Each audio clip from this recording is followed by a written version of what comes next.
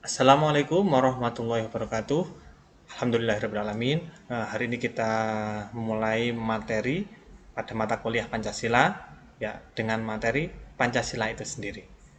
Ya, sebelum kita diskusi lebih lanjut, mari kita awali pertemuan ini dengan baca doa bersama-sama. Berdoa dimulai. Ya, berdoa selesai. Bicara mengenai Pancasila, pasti kalian sudah akrab ya, pasti juga sudah mengenal, sudah sering dengar, sering melakukan, sering mengamalkan tentang Pancasila. Namun pada hari ini akan kita bahas dalam sisi yang lain ya, dengan cara yang berbeda seperti itu. Nah, sebagai pengantarnya di sini saya ingin memberikan dua pertanyaan, yaitu siapa yang merumuskan teks Pancasila dan kemudian kapan teks Pancasila pertama kali disampaikan pada masyarakat. Nah, ini pastinya sudah eh, kalian juga mungkin ada yang sudah tahu, ada yang belum ya. Jadi nanti akan kita bahas pada pertemuan pada hari ini. Ya, bicara mengenai Pancasila pastinya adalah berhubungan dengan sejarah gitu ya. Namun nanti saya ketika menyampaikan materi tentang Pancasila ini akan menggunakan cara yang berbeda seperti itu ya. Jadi nanti silahkan simak ya. Semoga kalian tidak bosan seperti itu ya. Ya karena eh, bulan-bulan ini, tahun-tahun ini maraknya apa ya, Euro ya, Euro, kemudian ada Piala Amerika Latin. Nah, itu berhubungan dengan sepak bola. Jadi nanti saya menjelaskan mengenai Pancasila ini dengan menggunakan konteks sepak bola. Jadi saya mohon maaf kalau ada yang tidak menyukai sepak bola tapi harus mendengarkan materi dengan konteks sepak bola. Ya, bicara mengenai sepak bola di sini ada suatu turnamen yang sudah terkenal gitu, yaitu Piala Dunia. Namun di sini saya tidak menggunakan Piala Dunia karena Indonesia sendiri masih berjuang untuk bisa mengikuti kualifikasi seperti itu ya. Jadi saya menggunakan istilah Perang Dunia gitu ya.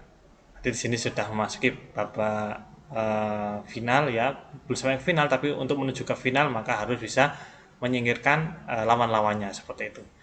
Dan di sini ada 5 negara ya yang mengikuti final Perang Dunia ini pada tahun 45, yaitu ada Inggris, kemudian Portugal, ada Jepang, Belanda, dan pastinya adalah Indonesia itu sendiri. Ya, namun ternyata di babak penyisian atau babak pendaftaran lah kasarnya itu Inggris dan Portugal tidak mengikuti pertandingan ya karena mereka masih ada suatu hal maka tidak bisa mengikuti final Perang Dunia pada 45 ini. Jadi pesertanya tinggal 3 saja, yaitu Indonesia, Jepang, dan Belanda. Nah, pertandingan pertama adalah setelah diundi ketemu Belanda melawan Indonesia. Nah, itu tepatnya adalah 8 Maret 42. Namun sebelum pada tanggal itu, nah Indonesia sudah berjuang sekitar 350 tahun ya. Itu berjuang melawan Belanda. Jadi saking lamanya itu pertandingannya seperti itu ya. Nah, di tanggal 8 Maret 42 ini adalah pertandingan akhir pertandingan akhir Belanda lawan Indonesia. Dan kalian pasti tahu siapa pemenangnya? Ya, menangnya adalah Belanda. Itu pada tanggal 8 Maret 42. Nah, setelah pertandingan pertama ini, nah pada tahun 43 ya, itu ganti Belanda melawan Jepang. Ya, Belanda lawan Jepang karena tadi dalam satu grup ya ada Indonesia, Jepang dan Belanda. Nah, ini ketika bertanding Belanda lawan Jepang. Nah, kemudian setelah sampai pada babak kedua ternyata pemenangnya adalah Jepang.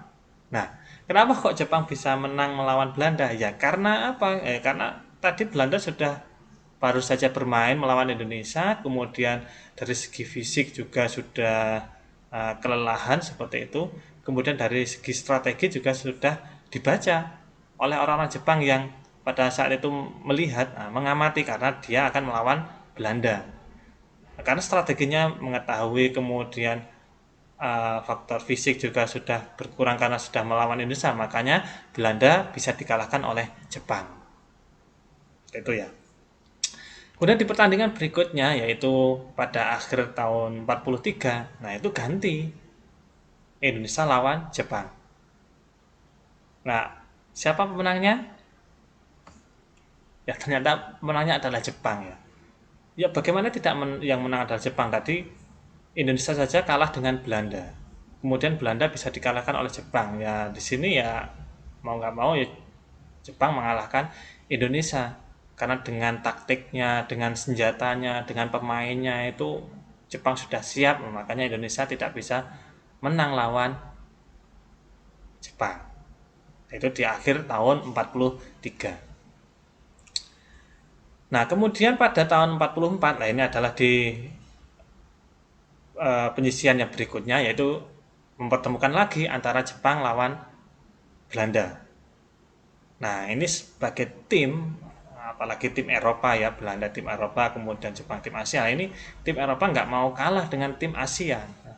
Walaupun tadi di pertemuan sebelumnya Belanda bisa kalah, nah di pertemuan kedua ini Belanda nggak mau kalah lagi dengan Jepang. Masa mau kalah yang kedua kalinya? Nah ini ya. Nah kemudian mereka bertanding Jepang lawan Belanda ini, kemudian sampai eh, babak pertama. Ini masih babak pertama ya, itu tepatnya pada tanggal 7 September 44. Nah ini ternyata yang menang adalah Belanda. Yang menang adalah Belanda. Ini masih babak pertama. Pertandingan antara Jepang dan Belanda. Nah, ini apa yang dilakukan oleh orang Jepang ya supaya bisa mengalahkan lagi orang Belanda. Nah, ini yang dilakukan oleh orang Jepang ini ketika istirahat babak kedua, untuk lanjut ke babak kedua ini adalah mereka minta bantuan oleh kepada orang Indonesia. Nah, apakah orang Indonesia mau? Ya, orang Indonesia awalnya tidak mau. Ya, di sini tadi ya di tanggal 7 September ini masih babak pertama itu mereka tidak mau orang Indonesia untuk membantu orang Jepang. Ya ngapain kita membantu musuh ya gitulah ya istilahnya. Nah, ketika sudah babak kedua mulai bertanding lagi, kemudian sampai 90 menit biasanya gitu ya. Nah, ini kira-kira di menit ke-70. Nah, kalau sekarang ada istilah water break, berarti di pertengahan pertandingan itu kita istirahat terlebih dahulu. Nah, ini ada water breaknya juga. Ini tanggal 29 April 45. Ini masih water break. Nah, water break ini dimanfaatkan lagi oleh orang Jepang untuk minta bantuan orang Indonesia. Nah, sekarang ketika meminta bantuan orang Indonesia ini dengan memberikan iming-iming. Ya, berikan iming-iming apa? Ya, karena Indonesia posisinya adalah sebagai juru kunci ya kalau di pertandingan kan seperti itu, poinnya masih nol. Nah, ini nanti diiming-imingi, nanti kamu saya kasih poin. Nah, nanti ketika saya Indonesia lawan Jepang nanti dikasih imbang lah kalah-kalah. Jadi Indonesia mempunyai poin. Nah, karena tadi diiming-iming oleh poin, maka di minta pertolongan yang kedua ini orang Indonesia ternyata bersedia. Ya karena kan nggak mau nanti pulang dengan poin nol gitu ya, nanti ya istilahnya dapat poin seperti itu ya. Nah, orang Indonesia mau sehingga orang Jepangnya ya senang ya karena ada yang mau membantu.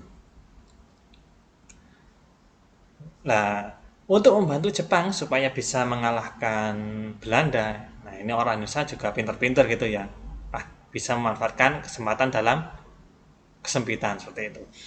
Jadi mereka izin dulu untuk melakukan rapat musyawarah ya. Nanti apa yang akan dilakukan? Nanti misal kalau meminjamkan pemain itu siapa yang akan dipilihkan gitu ya untuk mengisi posisi pemain striker, tengah atau mungkin kiper gitu ya. Orang bisa berunding dulu untuk membantu Jepang. Nah, itu tepatnya berundingnya adalah tanggal 29 Mei sampai 1 Juni 45 dan 10 Juli sampai 16 Juli 45. Nah, ini adalah rapatnya untuk membantu Jepang. Ya, ini adalah dikenal dengan rapat BPU PKI seperti itu. Nah, untuk yang pertama itu adalah untuk merumuskan dasar negara. Kemudian untuk yang kedua adalah untuk merumuskan undang-undang dasar seperti itu. Jadi nanti kita fokusnya di yang atas, yaitu dari 9 Mei sampai 1 Juni 45. Nah, ketika sudah berunding dan sudah menyampaikan hasilnya. Nah, hasilnya mengenai dasar negara seperti ini. Jadi pada tanggal 29 itu ada yang mengusulkan ya, yaitu Profesor Supomo. Kemudian pada tanggal 30 Mei itu adalah Muhammad Yamin. Kemudian di tanggal 1 Juni, nah ini adalah Insinyur Soekarno yang merumuskan usulan tentang dasar negara atau yang dikenal dengan Pancasila. Dan Pancasila sendiri ini adalah yang memberikan nama adalah Insinyur Soekarno. Sehingga ketika sudah diskusi, kemudian dari masukan-masukan, kemudian ada nama yang sudah disampaikan dan disetujui, maka sampai saat ini tanggal 1 Juni itu adalah diperingati hari lahirnya Pancasila, kesaktian Pancasila seperti itu ya. Nah, ini sudah ditentukan hasilnya. Nah, ini mau disampaikan hasil rapatnya tadi, hasil pemilihan tadi strateginya seperti apa, mau disampaikan ke Jepang ya. Tadi kan kita ingin membantu Jepang. Nah, ternyata ketika akan menyampaikan usulannya tadi, nah tiba-tiba ada berita mendadak. Nah, ini adalah dari Jepang yang akan dibantu oleh orang Indonesia. Nah, tepatnya tanggal 6 Agustus ini ternyata ada ledakan, ada gonjang-ganjing ya di negara Jepang itu sendiri. Nah, ada apa? Ternyata ada kerusuhan di sana ya, sampai ada bom yang meletus ya. Di negara mana? Ya, di Hiroshima. Di Hiroshima, dan termasuk salah satu pusat dari persenjataan Jepang ini, pusatnya pelatihan pemain sepak bolanya ini ternyata meledak ya, ada letusan gitu ya. Nah, sehingga orang Indonesia yang awalnya sudah menyusun strategi ini ternyata tidak sesuai ya. Hasilnya tadi awalnya belum sesuai karena ada kondisi seperti itu.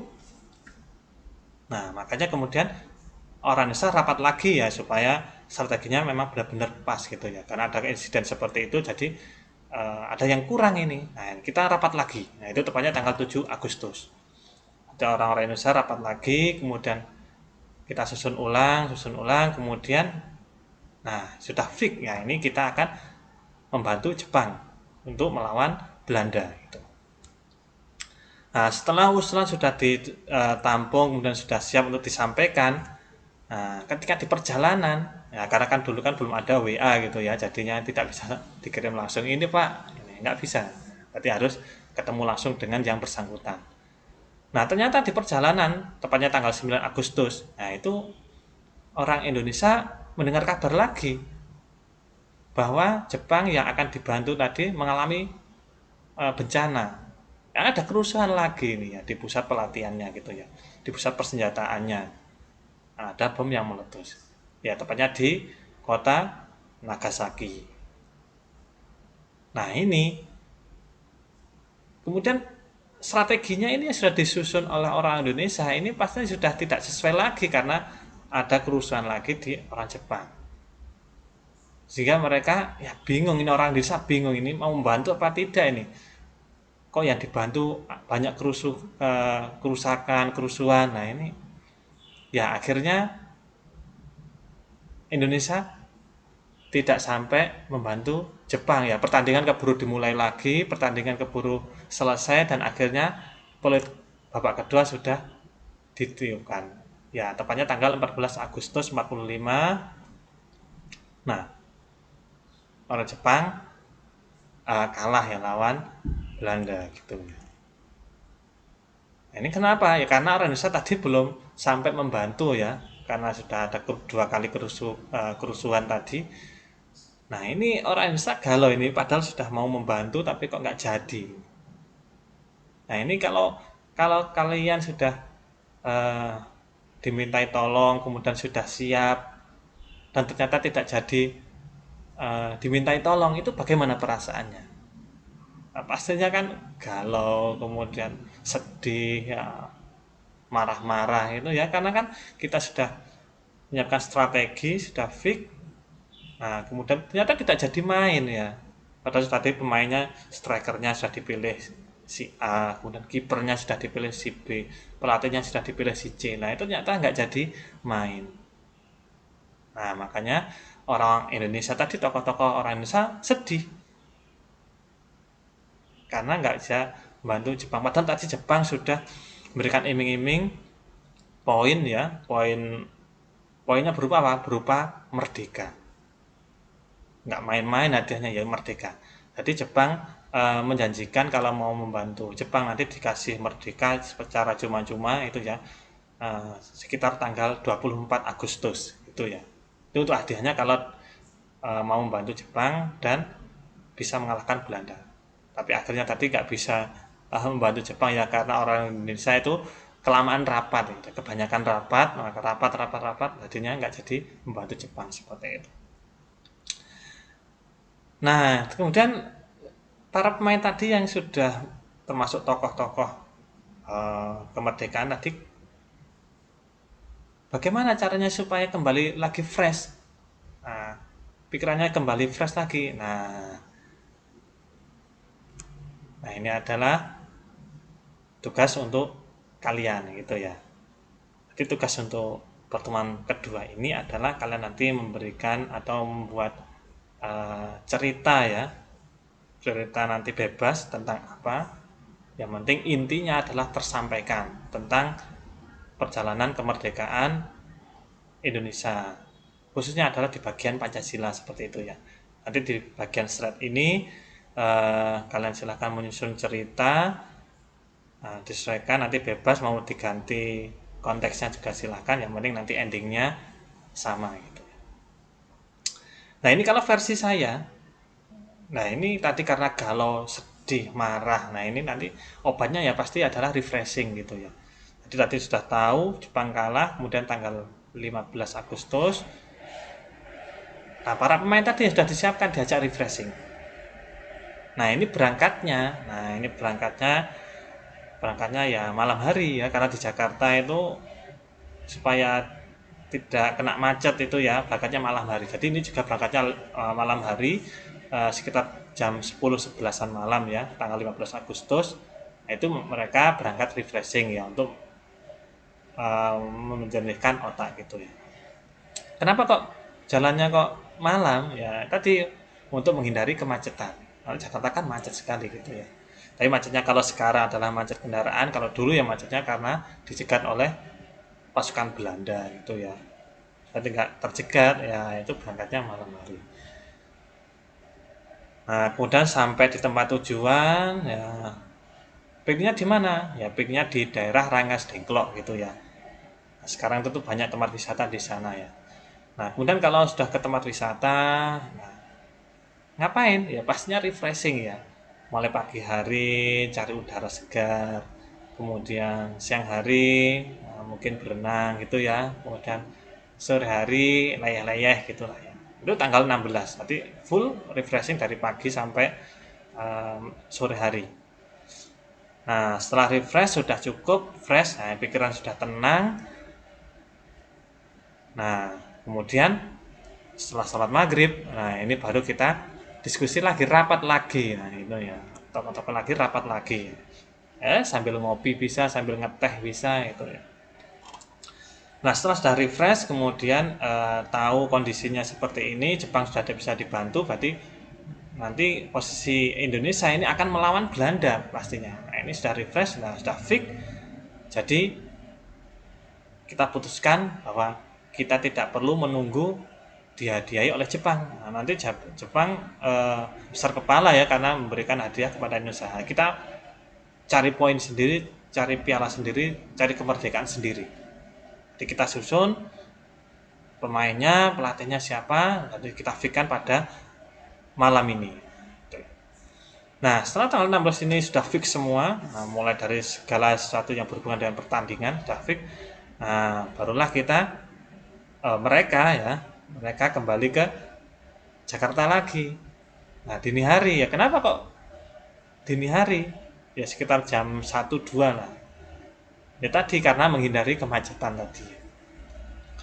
Nah, sudah berangkat, kemudian sampai di Jakarta, kemudian sudah mempersiapkan strategi yang disampaikan, yang dibutuhkan apa saja. Ya, salah satunya yang dibutuhkan adalah bendera, yang membutuhkan bendera langsung oleh Bu Fatma dijahit ya dengan kain yang apa adanya. Yang penting warnanya adalah merah putih gitu lah ya. Kemudian para tokoh juga mempersiapkan apa yang akan disampaikan, yaitu tertuang dalam proklamasi seperti itu ya. Jadi sudah siap semua, fix. Nah, pas pada tanggal 17 Agustus sekitar pukul 10 proklamasi disampaikan oleh Bung Karno sendiri. Dan itu adalah menandakan bahwa negara Indonesia sudah resmi merdeka. Itu ya. Ya, walaupun sudah dikatakan merdeka tapi sudah tidak berarti saya enak-enakan enggak, tapi di sini adalah awal dari pertandingan. Pertandingan lawan siapa? Pastinya lawan penjajah. Ya, pada saat itu adalah melawan Belanda dan ya masih ada lawan Jepang juga ya. Nah, kita tuntaskan melawan dua negara tersebut supaya benar-benar merdeka seperti itu. Nah, kenapa dipilih tanggal 17? Ya, ini kisahnya banyak sekali ya kenapa dipilih tanggal 17. Salah satunya adalah bertepatan dengan tanggal 17 Ramadan.